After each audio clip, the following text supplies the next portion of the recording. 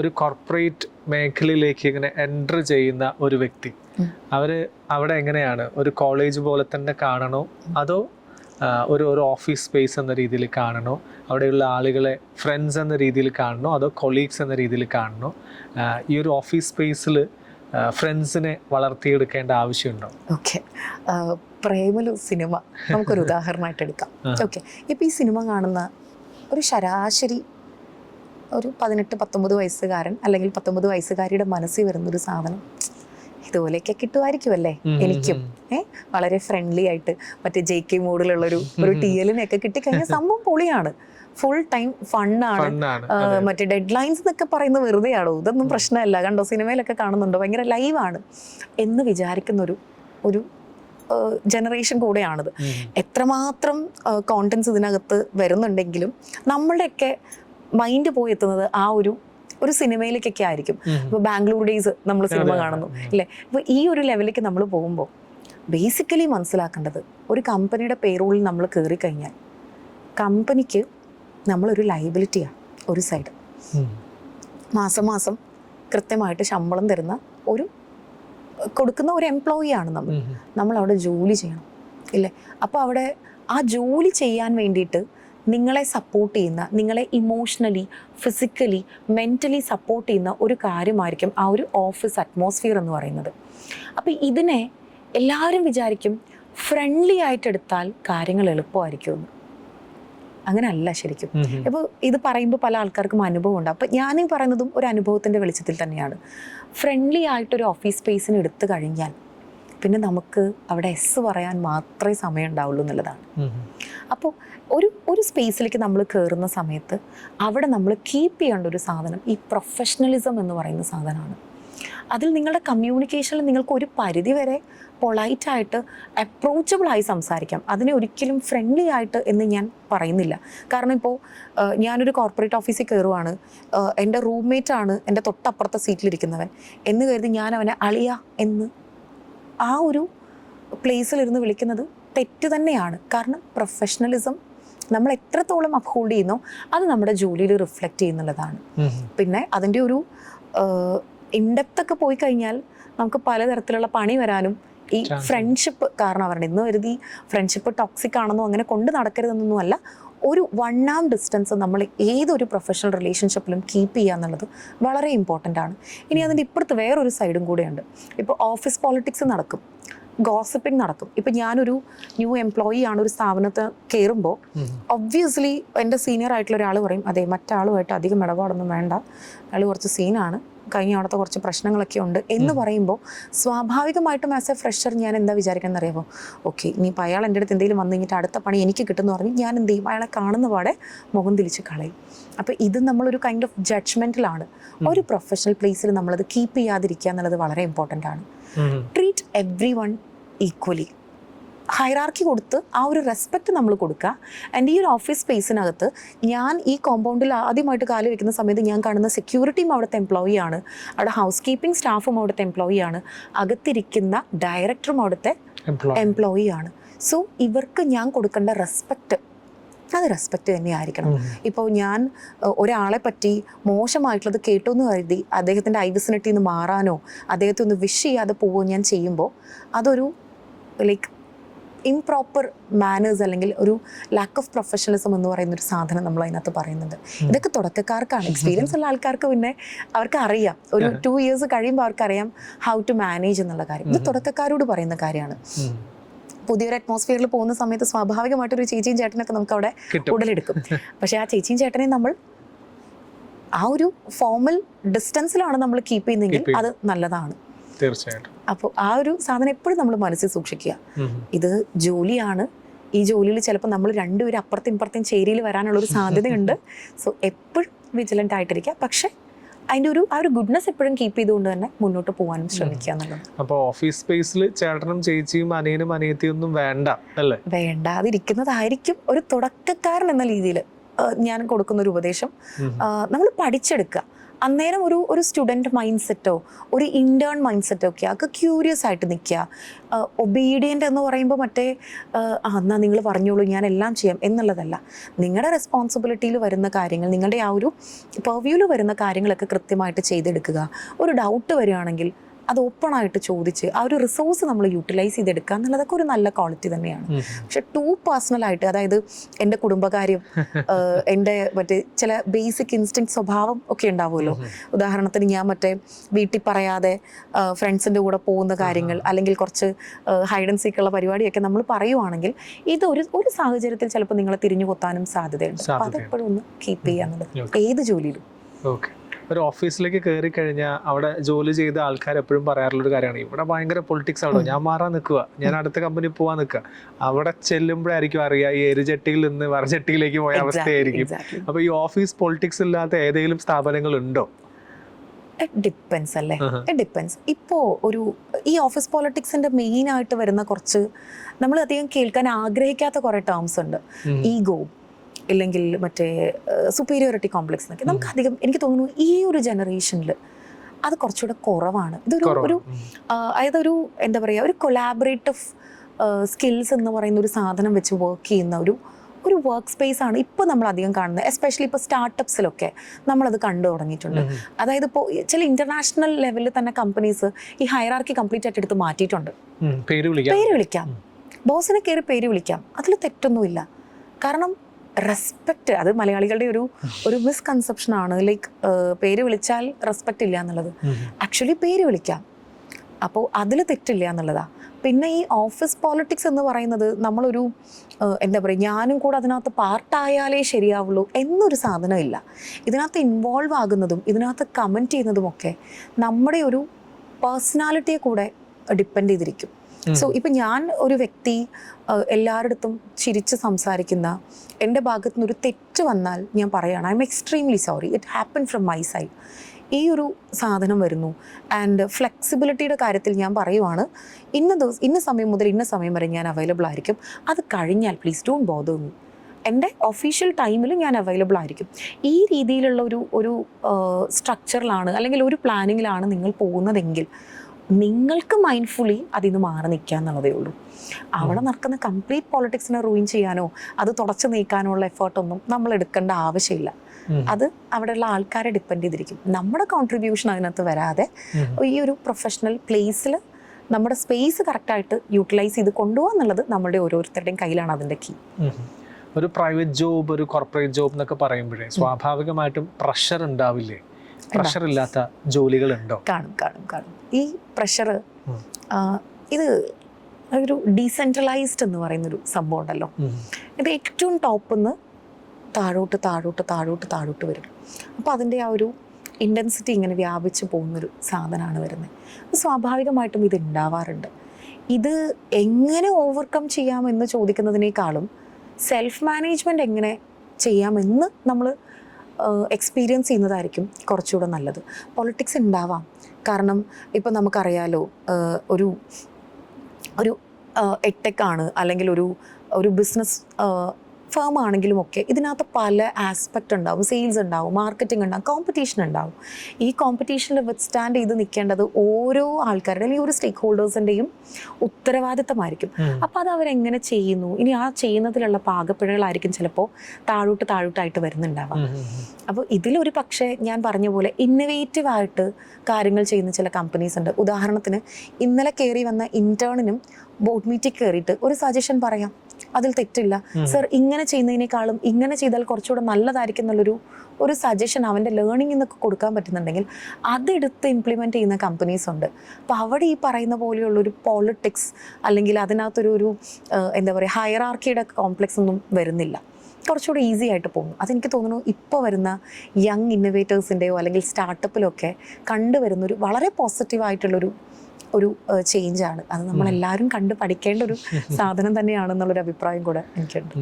ഇപ്പോൾ ഒരു ഓഫീസ് സ്പേസിൽ ഇപ്പോൾ ഒരാൾ വളരെ കൃത്യമായിട്ട് ജോലി ചെയ്യുന്ന ഒരാളായിരിക്കും, കൃത്യമായിട്ട് വരുന്നു, കൃത്യമായിട്ട് പോകുന്നു, അയാളുടെ വർക്കെല്ലാം വളരെ കൃത്യമായിട്ട് ചെയ്യുന്നുണ്ടാവും. പക്ഷെ എല്ലാവരും അങ്ങനെ ആയിരിക്കണം എന്നില്ല. ചിലപ്പോൾ ലേറ്റ് ആയിട്ട് വരും, നേരത്തെ പോകുന്ന ആൾക്കാരുണ്ടാവും, പ്രോപ്പറായിട്ട് ജോലി ചെയ്യാത്ത ആൾക്കാരുണ്ടാവും. ഒരു ഓഫീസ് എന്ന് പറയുമ്പോൾ ഒരു കൂട്ടു ഉത്തരവാദിത്തമാണല്ലോ. അപ്പോഴാണ് ഈ പ്രശ്നങ്ങൾ വരുന്നത്.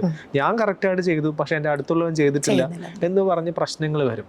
അപ്പോൾ അങ്ങനെ സ്വന്തം ജോലി മാത്രം നോക്കിയാൽ മതിയോ, അതോ അടുത്തുള്ള ആൾക്കാരുടെ ജോലി കൂടെ നോക്കി അവരെ കുറ്റം പറയാൻ നിൽക്കണോ, അല്ലെങ്കിൽ അവരുമായിട്ട് പ്രശ്നമാക്കാൻ നിൽക്കണോ? അതിനെക്കുറിച്ചൊന്ന് പറയാം. ഇതൊരു സ്ട്രക്ചറാണ്. ഒരു ഓഫീസിനകത്ത് അല്ലെങ്കിൽ ഇപ്പം ഞാൻ ചെയ്യുന്ന ഒരു ജോലിക്കകത്ത് എൻ്റെ ഒരു ഇൻഡിവിജ്വൽ കോൺട്രിബ്യൂഷൻ ഉണ്ട്. ഞാൻ വരുന്നു, എൻ്റെ ജോലി ചെയ്യുന്നു, റിപ്പോർട്ട് സബ്മിറ്റ് ചെയ്യുന്നു, അതിൻ്റെ ഭാഗമായിട്ടുള്ള ഫോളോ അപ്പ് ഞാൻ എടുക്കുന്നു എന്നുള്ളത് എൻ്റെ മാത്രം ജോലിയാണ്. അറ്റ് ദ സെയിം ടൈം ഒരു പുതിയ കാര്യം അല്ലെങ്കിൽ ഒരു കളക്റ്റീവായിട്ട് ചെയ്യേണ്ട ഒരു റെസ്പോൺസിബിലിറ്റി വരുന്ന സമയത്ത് I have to be a team player. ഞാൻ അതിനകത്ത് നിന്നേ മതിയാവുള്ളൂ. അപ്പോൾ ആസ് എ പേഴ്സൺ ഞാൻ അതിനകത്ത് മനസ്സിലാക്കേണ്ട ഒരു കാര്യം എന്താണെന്നറിയാമോ? ഈ ടീമിനകത്ത് ആരൊക്കെ ഉണ്ടോ ഇവരെ ഞാനൊന്ന് മനസ്സിലാക്കേണ്ടിയിട്ടുണ്ട് ഇൻഡിവിജ്വലി. ഇപ്പം നമ്മളൊരു 6 പേര് ഒരു ടീമാണെങ്കിൽ ഈ 6 പേരും ചുറ്റുമുള്ള ബാക്കിയുള്ള 5 പേരെ പറ്റിയും സ്വന്തമായിട്ടൊരു അസസ്മെൻറ്റും നടത്തി വെക്കുക എന്നുള്ളത് വളരെ ഇമ്പോർട്ടൻ്റ് ആണ്. പക്ഷേ ഇത് അഡ്രസ്സ് ചെയ്യാൻ ഇപ്പോൾ ഞാൻ ഈ പറഞ്ഞ പോലെ ലേറ്റ് ആയിട്ട് വരുന്ന, ലീസ്റ്റ് കോൺട്രിബ്യൂഷൻ വരുന്ന, ലീസ്റ്റ് ആക്റ്റീവ് ആയിട്ടുള്ള ഒരാളെ നമ്മൾ അഡ്രസ്സ് ചെയ്യുന്നതിനൊരു രീതിയുണ്ട്. ഇതിപ്പോൾ സാധാരണഗതിയിൽ നടക്കുന്ന ഒരു സംഭവം പറയട്ടെ. ഇൻ ജനറൽ നമ്മൾ അയാളെ പതുക്കെ അങ്ങ് ഇഗ്നോർ ചെയ്യും. ഇപ്പോൾ ഒരു ടീം വർക്ക്, ഒരു കളക്റ്റീവ് വർക്ക് നമ്മൾ ചെയ്യുകയാണ്, അതിനകത്ത് ഒരാൾ ലീസ്റ്റ് പാർട്ടിസിപ്പൻ്റ് ആണെങ്കിൽ നമ്മൾ വിചാരിക്കും നീ ഇല്ലെങ്കിൽ നമുക്ക് കാര്യം നടക്കൂടാ എന്ന് വിചാരിക്കും. ഇയാളെ നമ്മൾ അഡ്രസ്സ് ചെയ്യില്ല. പക്ഷേ ഈ വർക്ക് സക്സസ് ആയി കഴിഞ്ഞാൽ നമുക്ക് കിട്ടുന്ന ഒരു ഇൻസെൻറ്റീവ് ഇയാൾക്കും കൂടെ ഷെയർ കിട്ടുന്നുണ്ടെങ്കിൽ അപ്പം നമുക്കൊരു പ്രശ്നം അവിടെ വരും, സ്വാഭാവികമായിട്ടും അവിടെ വരും. ഇത് നമ്മൾ തുടക്കത്തിൽ തന്നെ അഡ്രസ്സ് ചെയ്ത് പോവുകയാണ്. അത് ഇഗ്നറൻസ് അല്ല അതിൻ്റെ വഴി. ചിലപ്പോൾ അയാളുടെ ഏതെങ്കിലും ഒരു ചെറിയൊരു പ്രശ്നമായിരിക്കും അതിനകത്ത് കിടക്കുക, ഒരു സ്റ്റാർട്ടിങ് ട്രബിൾ ആയിരിക്കും, അല്ലെങ്കിൽ കോണ്ടന്റ് മനസ്സിലാവാഞ്ഞിട്ടായിരിക്കും, അല്ലെങ്കിൽ അയാൾക്ക് എന്തെങ്കിലും പേഴ്സണൽ ആയിട്ടുള്ള പ്രശ്നങ്ങളുണ്ടാവും. ഇത് വളരെ പ്രോപ്പറായിട്ട് നമ്മുടെ കയ്യിലുള്ള റിസോഴ്സ് വെച്ച് ഒന്ന് അഡ്രസ്സ് ചെയ്യുക എന്നുള്ളത് വളരെ നല്ലൊരു അപ്രോച്ചായിട്ട് എനിക്ക് തോന്നുന്നുണ്ട്. ആൻഡ് പറയാതിരിക്കാൻ പറ്റില്ല, ഇപ്പോൾ ഈ പല കോർപ്പറേറ്റ് കമ്പനീസും ഈ പറയുന്ന പോലെ എംപ്ലോയീസിനുള്ള training and development programs conduct ചെയ്യുന്നുണ്ട് എക്സ്റ്റേണൽ ഫാക്കൽറ്റീസിനെ കൊണ്ട്. അപ്പോൾ ഞാൻ അതിൻ്റെയും കൂടെ ഒരു ഭാഗമായതുകൊണ്ട് എനിക്കത് പറയാൻ സാധിക്കും. ഈ ഒരു കൊലാബറേഷൻ എൻഷോർ ചെയ്യാനും ഒരു കോർഡിനേഷൻ, ഒരു ടീം വർക്ക് ഒക്കെ എൻഷോർ ചെയ്ത് പോകാനായിട്ട് ഈ ഒരു ട്രെയിനിങ് ഒരു പരിധി വരെ സഹായിക്കും. അതായത് നമ്മളൊരു സെൽഫ് റിയലൈസേഷനാണ്. ഞാനിതിൽ എന്ത് ചെയ്യണം, എൻ്റെ കോൺട്രിബ്യൂഷൻ എന്തായിരിക്കണം, ഞാൻ എങ്ങനെ എന്നെ ബെറ്റർ ആക്കണം. ഒരു പക്ഷേ കമ്മ്യൂണിക്കേഷനിൽ കുറച്ച് പ്രോബ്ലം ഉള്ള ആളായിരിക്കും. ഇപ്പോൾ ഒരു മീറ്റിങ്ങിൽ എല്ലാവരും സംസാരിക്കുന്നത് ഞാൻ കേട്ടിരിക്കും, എനിക്കൊരു പോയിന്റ് പറയാനുണ്ട്, പക്ഷെ ഐ എം വെരി ഹെസിറ്റൻറ്റ്. എനിക്കത് ഏത് പ്ലേസിലാണ് പറയേണ്ടത്, ആരെയാണ് ഞാൻ ഇൻ്റർഫിയർ ചെയ്യേണ്ടതെന്നൊക്കെ ഞാൻ കോൺഷ്യസ് ആവുമെങ്കിൽ ഞാൻ അവിടെ മിണ്ടാതിരിക്കും. ഈ സമയത്ത് എനിക്ക് ഒരു ഓപ്പർച്യൂണിറ്റി കിട്ടാനുള്ള സാധ്യത ഞാനായിട്ട് ഉണ്ടാക്കുന്നില്ലെങ്കിൽ അപ്പുറത്തിരിക്കുന്ന ആൾക്ക് ചിലപ്പോൾ എന്നെ ഒന്ന് ഹെൽപ്പ് ചെയ്യാൻ പറ്റിയെന്ന് വരും. അത് നമ്മൾ പറയില്ലേ, ഒരു ലീഡർഷിപ്പ് സ്കില്ലിൽ വെച്ചിട്ട് ഒരാൾ ചോദിക്കുകയാണ്, പാസീവായിട്ടിരിക്കുന്ന ഒരാളുടെ അടുത്ത് ലെറ്റ്സ് ലിസൺ ഹിം എന്ന് പറയുന്നൊരു ഒന്ന് കൈ ഇങ്ങോട്ട് നീട്ടിക്കഴിഞ്ഞ് ചിലപ്പോൾ എനിക്ക് സംസാരിക്കാനുള്ളൊരു കോൺഫിഡൻസ് വരുമായിരിക്കും. ഇതൊരു ടീമിനകത്ത് നമ്മൾ കൊണ്ടുപോകേണ്ട ഒരു സാധനം തന്നെയാണ്. അറിയില്ല എന്നുണ്ടെങ്കിൽ അതങ്ങോട്ട് അക്സെപ്റ്റ് ചെയ്യുക. നമ്മളിൽ പല ആൾക്കാർക്കും ഉണ്ടാവില്ലേ, നമ്മൾ ഈ അറിയില്ല എന്ന് പറയുന്നത് അവരെങ്ങനെ വിചാരിക്കുന്നത്. ഓപ്പണായിട്ട് അങ്ങ് അക്സെപ്റ്റ് ചെയ്യുക. ഐ എം നോട്ട് ഷുവർ, അല്ലെങ്കിൽ എനിക്കിതിനെപ്പറ്റി പ്രീവിയസ് എക്സ്പീരിയൻസ് ഇല്ല, സോ നീഡ് യുവർ ഹെൽപ്പ് എന്ന് പറയുമ്പോൾ അവിടെ ഒരു കളക്റ്റീവ് സപ്പോർട്ട് നമുക്ക് കിട്ടും. അങ്ങനെയാണ് ഒരു പോസിറ്റീവ് വർക്ക് കൾച്ചറിൽ നമുക്ക് എക്സ്പെക്റ്റ് ചെയ്യാൻ പറ്റുന്നത്. സോ അതൊന്ന് ഫോളോ ചെയ്താൽ ഈ പറയുന്ന പോലെ കുട്ടി പ്രശ്നങ്ങൾ കൊണ്ട് വിട്ട് നിൽക്കുന്ന ആൾക്കാരെ കൂടെ നമുക്ക് ഈ സർക്കിളിനകത്തേക്ക് കൊണ്ടുവരാൻ പറ്റും. It's A positive approach actually.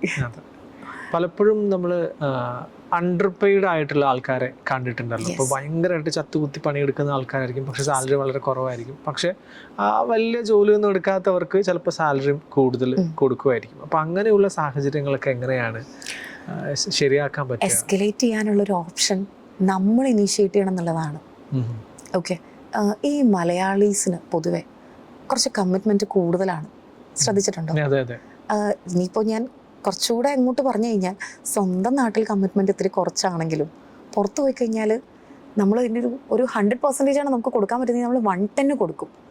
ഈ ഒരു കമ്മിറ്റ്മെൻറ്റ് നമുക്ക് എവിടെ പോയാലും പൊതുവെ മലയാളികളിൽ നമ്മൾ കാണുന്നൊരു കാര്യമാണ് കേട്ടോ. ഇത് ജനറലി പറയുമ്പോൾ സമൂഹം ഇത് അക്സെപ്റ്റ് ചെയ്യണമെന്നില്ല. ഓക്കെ, പല പല കേസുകൾ നമുക്ക് എടുത്ത് കാണിക്കും ഇങ്ങനെയുണ്ട് ഇങ്ങനെയുണ്ടെന്ന്. പക്ഷെ ഒരു കോർ ജോബിനകത്തേക്ക് വരുന്ന സമയത്ത്, പ്രത്യേകിച്ച് ഒരു പ്രൈവറ്റ് ഫേമിലൊക്കെ നല്ലോണം ഡെഡിക്കേറ്റഡ് ആയിട്ട് കമ്മിറ്റഡ് ആയിട്ട് വർക്ക് ചെയ്യുന്ന ആൾക്കാരുണ്ട്. കാരണം അവർക്കറിയാം എൻ്റെ ജോലി കയ്യാലപ്പുറത്ത് തേങ്ങയാണെന്ന് എനിക്ക് നന്നായിട്ടറിയാം. കാരണം മുന്നിലിരിക്കുന്ന ഒരാൾ പറഞ്ഞാൽ മതി നാളെ തൊട്ട് നീ വരണ്ട കേട്ടോ എന്ന് പറഞ്ഞാൽ തീരാവുന്നതേ ഉള്ളൂ നമുക്ക് കിട്ടുന്ന ഫിനാൻഷ്യൽ സെക്യൂരിറ്റി ഉൾപ്പെടെ. ഓക്കെ, അപ്പോൾ ഇതിൽ നമുക്കൊരു ഫിയറും കൂടെ ഉണ്ട്. ഓക്കെ, ഇനിയിപ്പോൾ സപ്പോസ് ഞാൻ ശമ്പളം ഇത്തിരി അധികം ചോദിച്ചാൽ എന്നെ തട്ടുമോ എന്നെനിക്കൊരു പേടിയുണ്ട്. അപ്പം ഞാൻ എന്ത് ചെയ്യും? ഞാൻ മിണ്ടാതിരുന്ന് പണിയെടുക്കും. ഈ മിണ്ടാതിരുന്ന് പണിയെടുക്കുമ്പോൾ എന്താ സംഭവിക്കാമെന്നറിയാമോ? ഞാൻ എൻ്റെ ജീവിതത്തിൻ്റെ മെജോറിറ്റിയും ഈ ജോലിക്ക് വേണ്ടി കൊടുത്തിട്ട് എൻ്റെ കുടുംബത്തിൽ, അല്ലെങ്കിൽ എനിക്ക് എൻ്റെ പേഴ്സണലായിട്ടുള്ള കാര്യങ്ങൾ പോലും മാനേജ് ചെയ്ത് പോകാൻ പറ്റുന്നുള്ളൊരു ഇൻകം ഇവിടെ നിന്ന് കിട്ടുന്നില്ല എന്നുണ്ടെങ്കിൽ ഞാൻ സ്ട്രെസ്ഡ് ആവും. ഇതെൻ്റെ ജോലിനെ ബാധിക്കും. അപ്പം നമ്മൾ എന്ത് ചെയ്യുക? ഫോമലായിട്ട് കമ്മ്യൂണിക്കേറ്റ് ചെയ്യുക, ഞാൻ ചെയ്യുന്ന ജോലിക്ക് ഈ പേയ്മെൻറ്റ് സഫീഷ്യൻ്റ് അല്ല എന്നുള്ളത്. സ്വാഭാവികമായിട്ട് നിങ്ങൾക്ക് എക്സ്പെക്ട് ചെയ്യാം they won't consider, majority they won't consider. അപ്പം നിങ്ങൾ എന്ത് ചെയ്യുക? അടുത്ത ഓപ്ഷൻ നോക്കുക. അപ്പോൾ ഇതിലൊരു പ്രശ്നം കൂടെ എന്താണെന്നറിയാമോ? നമ്മൾ ഈ മറ്റേ കണ്ണ് കെട്ടിയ കുതിരയെ പോലെയാണ്, നമ്മൾ ഇങ്ങനെ മാത്രമേ കാണുന്നുള്ളൂ. അതായത് നമ്മൾക്ക് നമ്മുടെ ചുറ്റുമുള്ള ജോബ് ഓപ്പർച്യൂണിറ്റീസിനെ പറ്റി അങ്ങനെ വലിയ ധാരണയൊന്നുമില്ല. ഈവൻ ഇപ്പം എൻ്റെ പേഴ്സണലി ഞാൻ പറയുവാണെങ്കിൽ, എനിക്കൊരു കാലം വരെ എനിക്ക് ചെയ്യാൻ പറ്റുന്ന ജോലി ഇത് മാത്രമാണെന്ന് വിശ്വസിച്ചിരുന്ന ഒരാളായിരുന്നു ഞാൻ. അങ്ങനെ തന്നെയാണ് ഒരു 4, 5, 6 വർഷം ഞാൻ തള്ളി നീക്കിയത്. എന്ന് വെച്ചാൽ എനിക്ക് എൻ്റെ അടുത്ത് ഒരു പോസിറ്റീവ് ക്വാളിറ്റി ഏതാണെന്ന് വെച്ച് കഴിഞ്ഞാൽ, എനിക്ക് ഇതിനകത്ത് കുറച്ചുകൂടെ അപ്സ്കിൽ ചെയ്ത് പോകാൻ പറ്റുന്നത് കൊണ്ട് ബോറടിച്ചു എന്ന് ഞാൻ പറയുന്നില്ല. പക്ഷെ ഞാൻ വിശ്വസിച്ചിരുന്നത് രാജേശ്വരി എന്ന് പറയുന്ന വ്യക്തിക്ക് ചെയ്യാൻ പറ്റുന്ന ജോലി ഇത് മാത്രമേ ഉള്ളൂ എന്നുള്ളതാണ്. പക്ഷെ കോവിഡ് എനിക്ക് പുതിയ കുറേ ഓപ്പർച്യൂണിറ്റീസ് കാണിച്ചു തന്നു. അത് ഞാൻ വിചാരിക്കുന്നു ഓക്കെ, ഇതിനകത്ത് ഇപ്പം എനിക്ക് കുറച്ച് ടൈം മതി, ഓൺലൈൻ ക്ലാസ് എടുക്കാൻ എങ്ങനെ പോലും ഒരു 4 മണിക്കൂർ മതി, അതിൻ്റെ അപ്പുറം ഇനിയും സമയം കിടക്കുന്നു, ഒരു പണിയില്ല ചെയ്യാൻ. സോ ഞാൻ അപ്പുറത്ത് നോക്കുന്നു, ഒരു ഓൺലൈൻ കോർപ്പറേറ്റ് ട്രെയിനിങ് എന്നുള്ളൊരു സ്ഥാനത്തേക്ക് ഞാൻ എന്നെ കൊണ്ട് പ്ലേസ് ചെയ്യാണ്.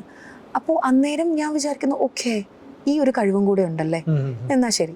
ഇനി അടുത്ത് നമ്മൾ ചെയ്യുവാണ്, സോഷ്യൽ മീഡിയ കുറച്ചുകൂടെ വൈഡായ സമയത്ത് ഒരു സ്ഥാപനം എൻ്റെ അടുത്ത് വന്ന് ചോദിക്കുകയാണ്, രാജേശ്വരി ഈ പറയുന്ന കോണ്ടന്റിൽ കുറച്ച് വീഡിയോസ് ചെയ്തു തരാമോ? അപ്പം ഞാൻ പറയുവാണ് സ്വാഭാവികമായിട്ടും എനിക്ക് അറിയില്ല, ബട്ട് ഐ ട്രൈ, ഞാൻ എടുക്കാം, ഈ ഒരു ഓപ്പർച്യൂണിറ്റി ഞാൻ എടുക്കാം. ഞാനൊരു 3-4 വീഡിയോ ചെയ്തപ്പോഴത്തേക്കും അവർ പറഞ്ഞു ഓക്കെ സെറ്റാണ്, you may please continue this. അപ്പോൾ അങ്ങനെയും ഞാൻ സെറ്റ് ചെയ്യുന്നു. അപ്പോൾ ഞാൻ ഈ പറഞ്ഞ പോലെ എൻ്റെ ഓരോ സ്കിൽ ഞാനിങ്ങനെ അൺലീഷ് ചെയ്ത് വരുവാണ്. ഒരു ഓപ്പർച്യൂണിറ്റി വരുന്ന സമയത്ത് ഇത് ചെയ്യാൻ എത്ര പേർക്ക് ധൈര്യമുണ്ട്?